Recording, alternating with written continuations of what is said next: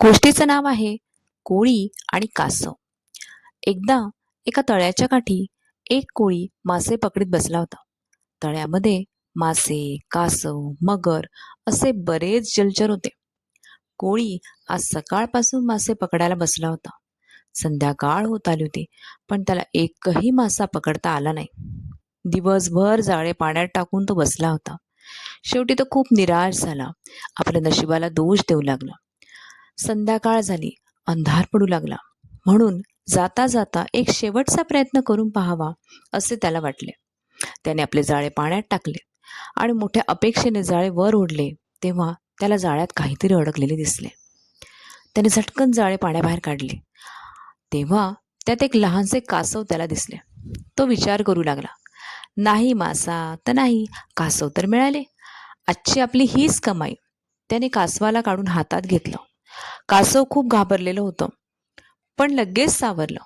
त्याच्या लक्षात आलं की आपण कोळ्याच्या तावडीत सापडलो आहोत. काहीतरी डोके चालवले पाहिजे. कासव नम्रपणे कोळ्याला म्हणाले, कोळी दादा, आज तुला काहीच मासा मिळालेला दिसत नाही.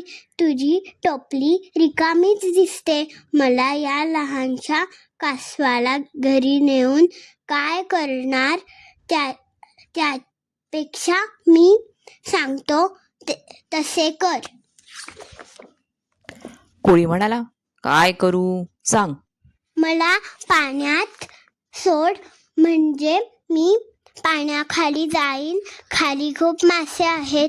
त्यांना मी सांगेन की पाण्याच्या वर खूप खायला आहे. आपली खायची एकदम चंगळ होईल. असं खोटं सांगून त्यांना माझ्या सोबत जाळ्यात घेईन. मग तू जाळे वर ओढ, म्हणजे मग तुला मासेच मासे मिळतील. मज्जाच मज्जा होईल. कासवाचं बोलणं ऐकून कोळ्याला अत्यानंद झाला. आपल्याला खूप मासे मिळतील या आनंदाच्या भरात त्याने हातातील कासवाला पाण्यात सोडले. सोबत खूप खूप मासे घेऊन ये असं देखील बजावलं. कासव पाण्याखाली जातात कोळ्याने आपले जाळे पाण्यात टाकले आणि मोठ्या खुशीतच नंतर वर घेतले. पाहतो तर काय, जाळ्यात मासेही नाही आणि कासवही नाही. तेलही गेले आणि तूपही गेले, हाती मात्र दुपाटणे राहिले. अशा प्रकारे मूर्खपणामुळे कोळ्याच्या हातून कासव निसटले आणि आपल्याच कर्माला कोळी दोष देत बसला.